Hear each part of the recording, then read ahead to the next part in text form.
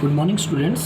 तो हम हमारा जो आज हम सेकंड चैप्टर है उसकी शुरुआत करेंगे, जिसका नेम है आखेटक खाद्य संग्राहक से भोजन उत्पादन तक। आखेटक का मतलब क्या होता है कि जो जो चीज़ों को इकट्ठा कर रहे हैं और जो क्या कर रहे हैं, शिकार वगैरह कर रहे हैं। तो इस चैप्टर में हम क्या जानेंगे, ये चैप्टर हमें बताएगा आरंभिक मानव के बारे में कि जो मानव सभ्यता की शुरुआत हुई थी उस समय मानव सभ्यता कैसी थी, कैसे उसने धीरे धीरे कैसे तो वो अपने आसपास के पेड़ पौधों से जानवरों से उनका शिकार करके उनको इकट्ठा करके अपना पेट भरता था। फिर धीरे धीरे जैसे उसका विकास होता गया तो उसने अपने तौर तरीक़ों में बदलाव किया, शिकार करने के तरीक़ों में बदलाव किया, हथियारों का प्रयोग शुरू किया। क्या हथियार किस चीज़ के बने होते थे? शुरुआती दौर में बेटा जो हथियार वगैरह होते थे वो पत्थर से बने होते थे। तो उन पत्थर के हथियारों में भी बहुत सारा बदलाव आया है। तो ये जो बदलाव हैं वही आरंभिक मनुष्य की स्थिति को बताते हैं। तो यही बातें हम इन चैप्टर में पढ़ेंगे। इसकी शुरुआत हम करते हैं। पहले एक छोटी सी यहाँ पर जो है स्टोरी दी गई है। तुषार अपने एक रिश्तेदार की शादी में दिल्ली से चेन्नई जा रहा था। रेल में उसे खिड़की वाली सीट मिल गई, खिड़की वाली सीट मिल गई, वो जहाँ से वह बाहर का नज़ारा देखने में मगन हो गया। तेज़ दौड़ती गाड़ी से उसने देखा कि पेड़ पौधे घर खेत खलिहान बड़ी तेज़ी से पीछे की ओर छूटते चले जा रहे हैं। तभी उसके चाचा ने उसके कंधे पर हाथ रखा, कहा, पता है लोगों ने मात्र 150 साल पहले रेल से यात्रा शुरू की थी। ठीक है, ये उसके चाचा ने उसे बताया। बस तो इसके कुछ दशक बाद आई है। कुछ दशक बाद मतलब कुछ दसिए साल बाद। जो 10 सालों का समूह होता है उसको दशक कहते हैं बेटा। तुषार सोचने लगा कि जब लोगों के पास आने जाने के लिए तेज़ रफ्तार वाली सवारियां नहीं थी, मीन्स ऐसे ट्रांसपोर्ट सिस्टम नहीं था जो तेज़ चलता है, जब कार वगैरह नहीं थी, बसेस वगैरह नहीं थी, ट्रेन वगैरह नहीं थी, तो वो कैसे यात्रा करते थे? तो वे यात्रा करते थे या नहीं करते थे? क्या वे अपनी सारी ज़िंदगी एक जगह पर ही बिता दिया करते थे? नहीं, ऐसी बात नहीं थी। तो कैसी बात थी वो हम इस चैप्टर में पढ़ेंगे कि वो कैसे यात्राएं करते थे, कहाँ कहाँ से गुजरते थे और कैसे उनका जीवन था। आरंभिक मानव आखिर वे इधर उधर क्यों घूमते थे? हम इसमें पढ़ेंगे कि जो आरंभिक मनुष्य था वो इधर उधर क्यों भटकता रहता था, एक जगह से दूसरी जगह क्यों जाता था, घुमंतू किस्म का क्यों था। हम उन लोगों के बारे में जानते हैं जो इस महाद्वीप में 20 लाख साल पहले रहा करते थे। आज हम जिन लोगों के बारे में जानते हैं ना, वो लोग कितने साल पहले रहते थे? 20 लाख साल पहले रहते थे। देखो 20 लाख साल। आज हम उन्हें आखेटक खाद्य संग्राहक के नाम से जानते हैं। मतलब आज हम जिन लोगों के बारे में जानते हैं वो कितने साल पहले रहते थे? 20 लाख साल पहले। और उनको किस नाम से जानते हैं? आखेटक खाद्य संग्राहक, मतलब शिकारी और भोजन इकट्ठा करने वाले, शिकारी और भोजन इकट्ठा करने वाले लोग के नाम से जानते हैं। भोजन का इंतजाम करने की विधि के आधार पर उन्हें इस नाम से पुकारा जाता है। अब देखो भोजन इकट्ठा करने का जो तरीका था ना, उनका भोजन का इंतजाम करने का, प्रबंध करने का जो तरीका था, अरेंजमेंट, उसकी जो ये उसका तरीका था, शिकार करना और उनको इकट्ठा करना, फल वगैरह इकट्ठा करना, पेड़ पौधों की जो पत्तियां वगैरह वो इकट्ठा करना, इससे उनका पेट भरता था। तो इसी वजह से उनका नाम क्या रखा गया है? आखेटक खाद्य संग्राहक रखा गया है। आमतौर पर खाने के लिए वे जंगली जानवरों का शिकार करते थे। तो आपसे क्वेश्चन पूछा जा सकता है, आरंभिक मनुष्य अपने भोजन में अपना भोजन कैसे अपने भोजन के लिए संसाधन ढूंढते थे? तो आरंभिक मानव जो था वो जंगली जानवरों का शिकार करते थे, मछलियाँ और चिड़ियाँ पकड़ते थे। क्या करते थे? जंगली जानवर का शिकार, मछली पकड़ते थे, चिड़ियाँ पकड़ते थे। फल मूल मतलब जो फल है या जो जड़ वाली चीज़ें हैं, दाने वगैरह जो होते हैं, पौधे पत्तियाँ, अंडे इकट्ठा किया करते थे। हमारे उपमहाद्वीप जैसे गर्म देशों में पेड़ की अनगिनत प्रजातियाँ मिलती थी। जो गर्म देश है ना, जैसे हमारा द्वीप जो है, हमारा उपमहाद्वीप भारत देश भी तो एक तरह से गर्म ही है। हमारा अगर साउथ पार्ट और बीच वाला जो पार्ट देखा जाए तो वो गर्म में आ जाता है। तो यहाँ पर बहुत सारे पेड़ पौधे होते थे, प्रजातियाँ मिलती थी, इसलिए पेड़ पौधों से मिलने वाले खाद्य पदार्थ भोजन का अति महत्वपूर्ण स्रोत थे। तो ये था बेटा जिस कि मनुष्य अपना भोजन किस तरह से इकट्ठा करता था, क्या क्या रूप होते थे। ठीक है, आगे रीडिंग करते हैं। लेकिन यह सब कर पाना बिल्कुल आसान नहीं था। क्या देखो, जानवरों का शिकार करना आसान है? पेड़ पौधे से मतलब जो जंगलों के अंदर पेड़ पौधे जंगल है उसके अंदर से खाने पीने की चीज़ें इकट्ठा करना इतना आसान होगा? नहीं, बहुत मुश्किल भरा हुआ था। ऐसे कई जानवर हैं जो हमसे ज़्यादा तेज़ भाग सकते हैं और बहुत से जानवर हमसे ज़्यादा ताकतवर हैं। जानवरों के शिकार चिड़िया या मछली पकड़ने के लिए बड़ा सतर्क, जागरूक और तेज होना पड़ता था। अब देखो, चिड़िया का शिकार करना है, चिड़िया तो हल्की सी हवा का झोंका मिलेगा ना तभी उड़ जाएगी, तो उसका शिकार करना मुश्किल है। मछली वगैरह भी पकड़ना बहुत मुश्किल होता है, और जो बड़े बड़े जानवर होते हैं उनका शिकार करना भी। लेकिन उसके लिए हमें क्या होना पड़ेगा? सतर्क, मतलब बिल्कुल अलर्ट रहना पड़ेगा, जागरूक होना पड़ेगा और तेज होना पड़ेगा। उनकी जानवरों की स्पीड के हिसाब से हमें भी तेज़ी दिखानी पड़ेगी। पेड़ पौधों से खाना जुटाने के लिए हमें यह जानना जरूरी होता है कि कौन कौन से पेड़ पौधे खाने योग्य होते हैं। तो ये भी जानकारी जरूरी ना, क्या पता हम कोई जहरीला पौधा खा लें और मतलब हमारी तबीयत खराब हो सकती है, हम बीमार पड़ सकते हैं। ये चीज़ें भी देखना बहुत इंपॉर्टेंट होता है। देखो कितना मुश्किल भरा काम था उस समय में। पेड़ पौधे से खाना जुटाने के लिए यह भी जानना जरूरी ये हो गया, क्योंकि कई तरह के पौधे विषैले होते थे। विषैले मतलब जहरीले, पॉइजनस होते थे। साथ ही फलों के पकने के समय की जानकारी भी जरूरी होती थी। अब कच्चे फल खा लो, अब आप कच्चा आम है, चलो वो तो थोड़ा बहुत टेस्टी हो जाएगा, लेकिन बहुत कच्चा आम होगा वो टेस्टी नहीं होगा। आड़ू वगैरह है, बहुत सारी सब्जियां वगैरह हैं, बहुत सारी चीज़ें ऐसी हैं, फल वगैरह जो अगर कच्चे खाते हैं तो वो अच्छे टेस्ट में नहीं लगते। केला कच्चा नहीं खाया जा सकता। तो ऐसे इन चीज़ों के बारे में धीरे धीरे जो है आदि मानव, जो आरंभिक मनुष्य था, उसने जानकारी हासिल की। एकदम से ज्ञान नहीं मिला, धीरे धीरे मिला। ठीक है, तो धीरे धीरे उसने समय के साथ साथ ये सारी चीज़ों में बदलाव किए और ये सारी चीजें सीखी। ऐसे समुदाय में रहने वाले बच्चों के ज्ञान और गुणों का वर्णन करो। क्या तुम में से ऐसे गुण और ज्ञान है? मतलब तुम्हें पता है कि कैसे चीज़ों को यूज़ करना है, कैसे फलों को खाना है, तो ऐसी चीज़ें। आकेटक खाद्य संग्राहक समुदाय के लोगों के एक जगह से दूसरी जगह पर घूमते रहने के पीछे कम से कम 4 कारण हो सकते हैं। अब जो ये लोग होते थे आरंभिक मनुष्य, उसके जो वो घूमता फिरता था ना, उसके पीछे 4 कारण है। देखो हम चारों को क्रमशः पढ़ेंगे सीरियल वाइज। पहला कारण यह है कि अगर वे एक ही जगह पर ज़्यादा दिनों तक रहते तो आसपास के पौधों, फलों और जानवरों को खाकर समाप्त कर देते। मान लो आप बरवाला के जंगलों में रहने लग रहे हो और बरवाला के जंगलों में आपने कई सालों बिता दिए, तो कई साल में क्या होगा? आप तो जानवर खाने लग रहे हो, पेड़ पौधे खाने लग रहे हो, तो यहाँ के पेड़ पौधे तो खत्म हो जाएंगे। इसलिए हमें क्या कर देना चाहिए? इसलिए वो एक जगह से दूसरी जगह पर जाते थे। तो पहला कारण क्या है? एक जगह पर रहने से फल, पौधे और जानवर को खाने से वो समाप्त हो जाते थे। तो इसलिए भोजन की तलाश के लिए इन्हें आरंभिक मानव दूसरी जगह पर जाता था। दूसरा कारण यह है, जानवर अपने शिकार के लिए या फिर हिरण और मवेशी अपना चारा ढूंढने के लिए एक जगह से दूसरी जगह जाया करते थे। मतलब दूसरा कारण यह है कि जानवर अपने शिकार के लिए, अब देखो जानवर क्या करते हैं, जानवर भी तो भटकते रहते हैं, एक जंगल से दूसरे जंगल चले जाते हैं। क्यों? क्योंकि वो हिरण वगैरह या अपने और जानवरों का क्या करते हैं? शिकार करते हैं। तो वो उसके लिए अब ये क्या करते थे, जो ये मनुष्य होते थे आरंभिक, वो जो अपने साथ जानवर वगैरह पालते थे, उनका चारा ढूंढने के लिए भी क्या करते थे? एक जगह से दूसरी जगह पर जाया करते थे। इन जानवरों का शिकार करने वाले लोग भी इनके पीछे पीछे जाया करते थे। तो देखो किस तरह से, अब हिरण है, हिरण को क्या क्या चाहिए? अपना चारा चाहिए, तो वो घास ढूंढती ढूंढती एक जंगल से दूसरे जंगल, तीसरे जंगल, चौथे जंगल पहुंच गई। तो अब आदि मानव क्या है? आदि मानव तो मान लो शेर का शिकार कर रहा है, तो शेर किसके पीछे भाग रहा है? हिरण के चक्कर में इधर उधर भाग रहा है। तो आदि मानव जो है, मतलब जो आरंभिक मानव है, वो इनके लिए इधर उधर भाग रहा है। इन जानवरों का शिकार करने वाले लोग भी इनके पीछे पीछे जाया करते थे। तीसरा कारण क्या हो गया? तीसरा कारण ये है कि पेड़ों और पौधों में फल फूल अलग अलग मौसम में लगते हैं। मान लो एक जंगल में जो पेड़ लगे हुए हैं वो गर्मी के मौसम में तो फल देते हैं और सर्दी के मौसम में वहाँ पर कोई फल नहीं लगता। तो अब क्या करना पड़ेगा? सर्दी के मौसम में तो भूखे नहीं रह सकते, इसलिए वो क्या करते थे? स्थान को बदल देते थे। तीसरा कारण ये है कि मौसम की वजह से पेड़ पौधों में फल और फूल अलग अलग समय पर उगते थे, तो इसकी तलाश में भी उपयुक्त मौसम के अनुसार अन्य स्थान पर घूमना पड़ता था। चौथा कारण यह है कि पानी के बिना किसी भी प्राणी या पेड़ पौधे का जीवित रहना संभव नहीं है।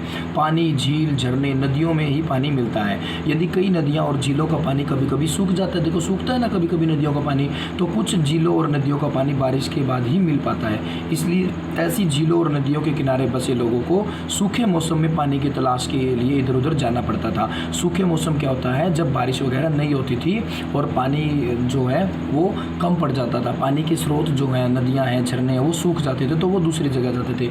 इसके अलावा लोग अपने नाते रिश्तेदारों या मित्रों से मिलने के लिए भी जाते होंगे। यहाँ यह स्मरण रखना जरूरी है कि ये सभी लोग पैदल यात्रा करते थे। इनके पास कोई साइकिल, मोटरसाइकिल या कार, स्कूटर, बस, ट्रेन, एरोप्लेन ऐसी कोई फैसिलिटी उपलब्ध नहीं थी। बैलगाड़ी भी नहीं थी, ठीक है, ये भी ध्यान रखो। पैदल यात्राएं करते थे, पता नहीं कितनी कितनी दूर चले जाते थे, ठीक है।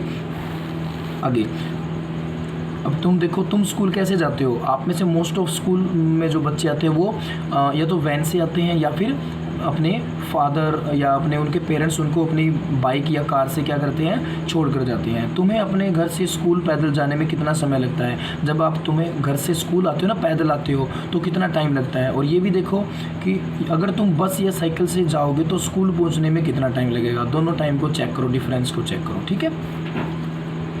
आजकल तो देखो बच्चे जो हैं ज़्यादातर व्हीकल से ही स्कूल आते हैं, लेकिन पहले वाले समय में बहुत दूर दूर स्कूल होते थे, तो बहुत दूर दूर तक पैदल चलना पड़ता था।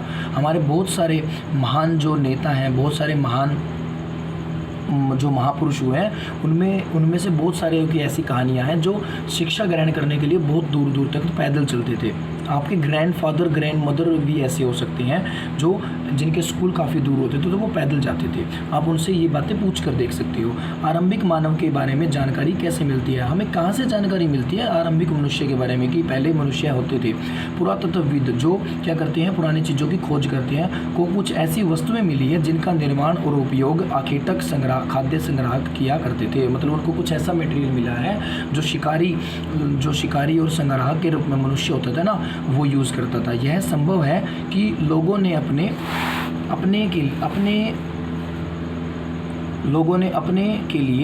अपने काम के लिए, यहाँ काम वर्ड यूज़ करोगे आप, अपने काम के लिए पत्थरों, लकड़ियों और हड्डियों के औजार बनाए हों। इनमें से पत्थरों के औजार आज भी बचे हुए हैं। बहुत सारे पत्थरों के औजार देखो खुदाई के समय मिलते हैं। देखो ये पत्थरों के अलग अलग तरह के औजार दिखाए गए हैं। देखो ये चित्र दिया गया है, ठीक है। तो इनकी जानकारी से हम जान पाते हैं कि आरंभिक मनुष्य किस तरह से होते थे, कैसे उनका रहन सहन है। यहाँ पत्थरों के औजारों के कुछ उपयोग बताए गए हैं। ऐसे कामों की एक सूची बनाइए जिनमें से एक तरह के औजार काम आते हों।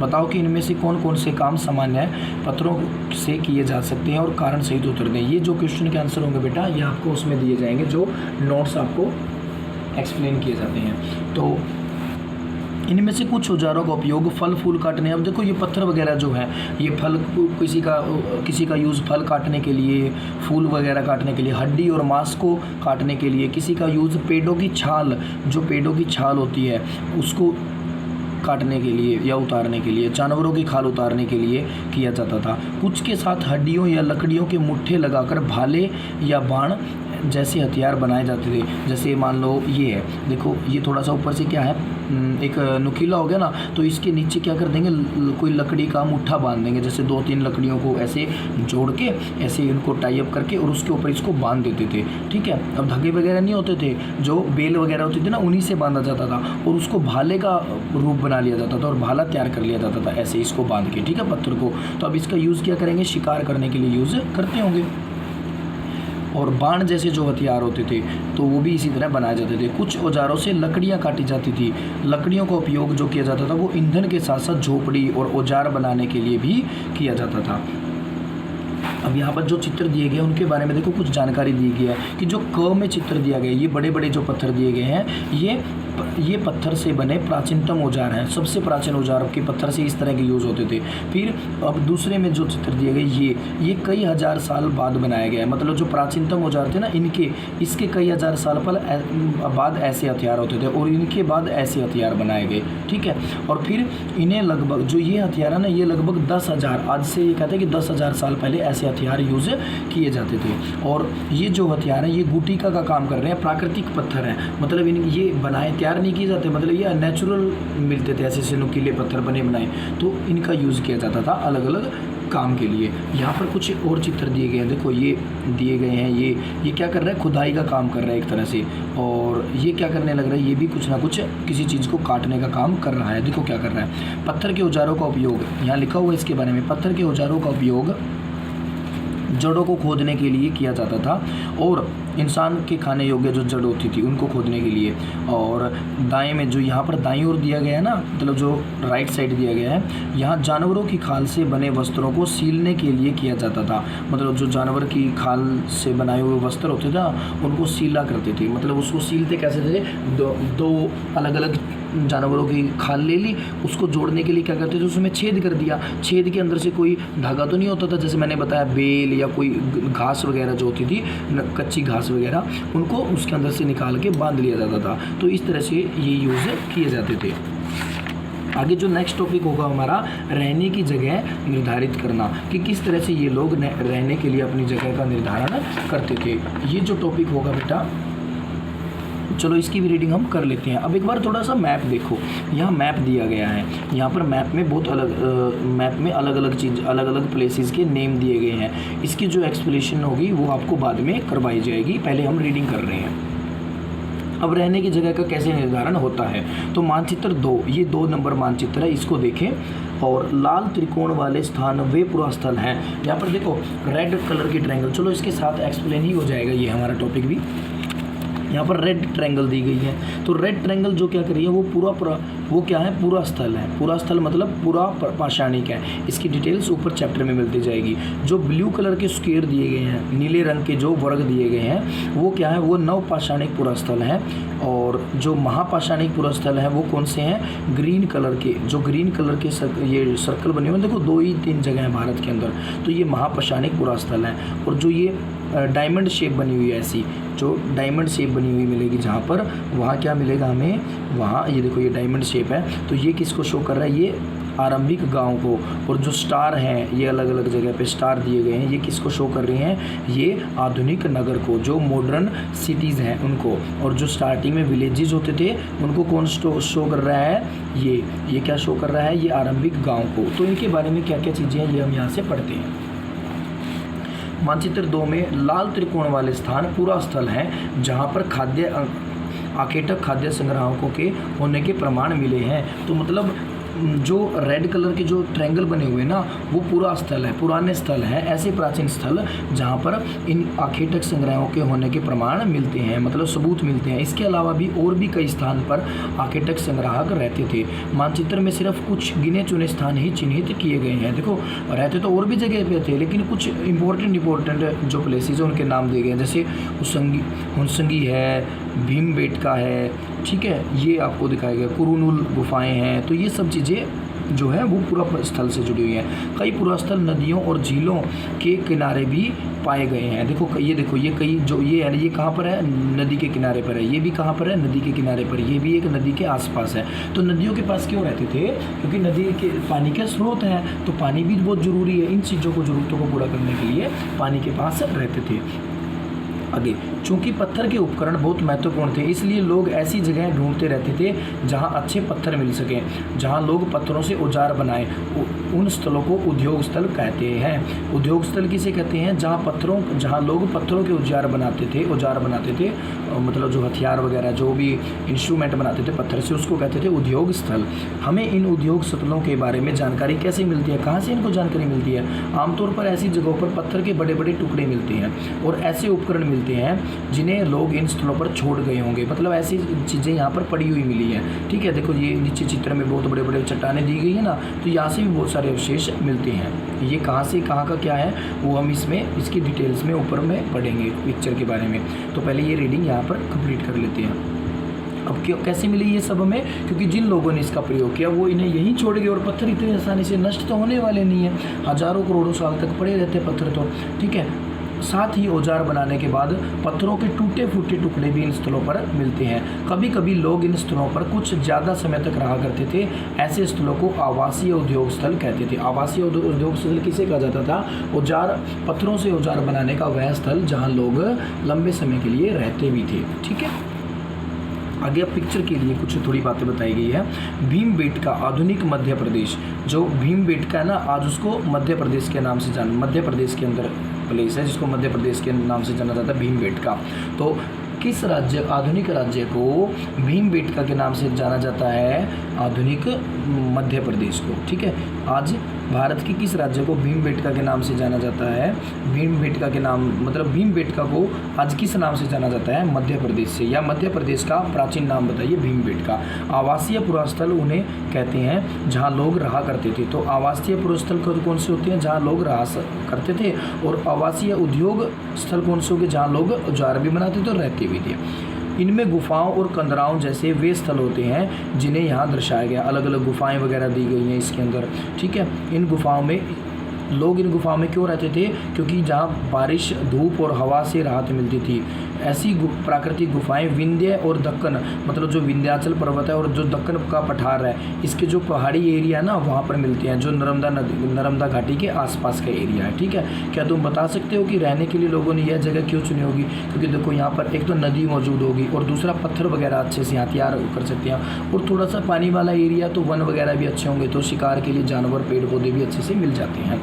दूसरा, गुफाएं में क्यों रहते थे? क्योंकि वो एक तो जानवरों से बच सकते थे, बारिश से बच सकते थे, धूप से बच सकते थे। तो इन सब चीज़ों के बारे में यहाँ पर दिया गया है। तो ये थे बेटा आज हमने इस चैप्टर में 3 टॉपिक किए हैं। ये कंटिन्यू टॉपिक है, इसमें कोई कटिंग नहीं की गई। ठीक है, ऐसे ही आपको इसको करना है। जहाँ कटिंग आएगी वो मैं आपको बता दूंगा कि ये टॉपिक आपको नहीं करना। ठीक है, thank you, have a good day.